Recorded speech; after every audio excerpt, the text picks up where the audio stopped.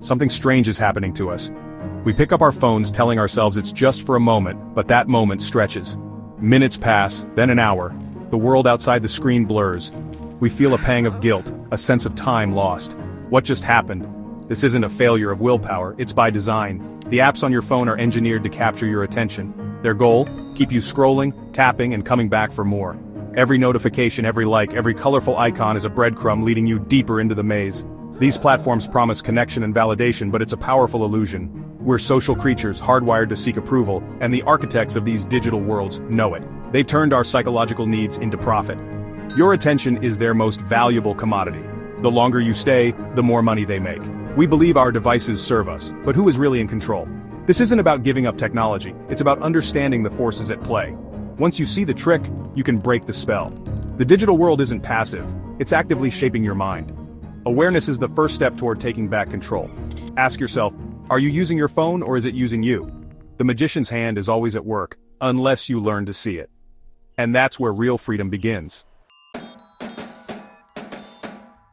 To understand this system, we need to talk about dopamine. It's not just the pleasure chemical, it's the chemical of wanting, seeking anticipation. Imagine a rat in a cage. A light flashes, a lever appears, and pressing it might bring a reward. The dopamine spike comes not from the reward, but from the anticipation. Dopamine drives us to hunt, explore, and chase after what we think will feel good. Now, think about your phone. Every notification is a flashing light.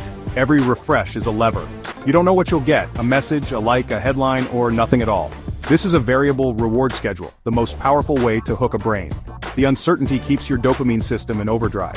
It's not the reward itself, but the endless possibility that keeps you scrolling.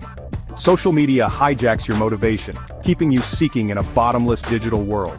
The system isn't designed to satisfy you, it's designed to keep you wanting more. True satisfaction would mean you put your phone down. Instead, you're left with a constant itch, a craving for one more scroll. This is how the loop is created, and why it's so hard to break. Your brain is being trained to crave the next hit, not to find contentment. The scroll never ends and neither does the wanting. That's the real story of dopamine in the digital age. The digital world is filled with artificial rewards, likes, hearts, endless scrolls. A like is a synthetic version of social approval, a digital echo of something real. Our brains crave it even though it's hollow. The infinite scroll removes all stopping cues. There's always one more post, one more video. In real life, things end. Online, they don't. This frictionless design makes it easy to keep going, hard to stop. Even colors and sounds are engineered to hook you. Red notifications, satisfying swooshes.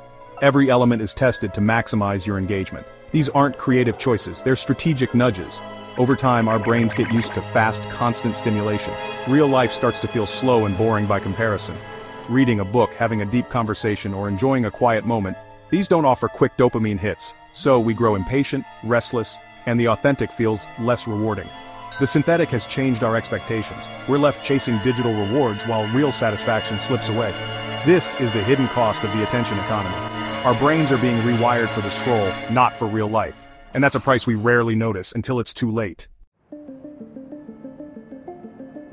This isn't happening by accident. Inside tech companies, teams of designers and engineers run endless experiments to capture your attention. They tweak colors, words, and features, measuring which versions keep you hooked the longest. The most addictive designs are rolled out to everyone. We're all part of a massive psychological experiment, often without knowing it. Asa Raskin, inventor of Infinite Scroll, regrets its consequences. Tristan Harris calls it a race to the bottom of the brainstem, companies competing to hijack our instincts. The business model rewards addiction, not well-being. Patents exist for tech that reads your emotions, tracks your reactions, and predicts your behavior. They know when you're vulnerable, and that's when they strike. This creates a profound power imbalance, individuals versus trillion-dollar industries. Telling people to just have more discipline misses the point.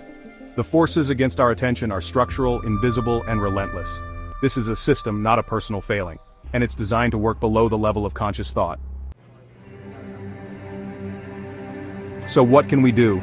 The first step is awareness, seeing the trick for what it is. When you feel the urge to check your phone, pause. Ask, is this my choice or an engineered craving? Noticing creates space between impulse and action. In that space, you find freedom. Break the loops. Turn off non-essential notifications, make your screen grayscale, set boundaries for phone use. No phones in the bedroom or at meals. Schedule social media time instead of letting it bleed into every moment. These are speed bumps on the road to distraction. Most importantly, stop blaming yourself. You're not weak. You're human, targeted by a system designed to addict. Realizing you've been manipulated is liberating. Get angry at the system, not yourself. That anger can fuel change. Protect your mind, demand better tech, reclaim your focus, rediscover the satisfaction of real connection and presence. It won't be easy, but your attention is the substance of your life. We've let it be stolen for too long. The world outside the screen is waiting, slow, complex, and beautiful. And it's far more rewarding than anything you'll find in the feed.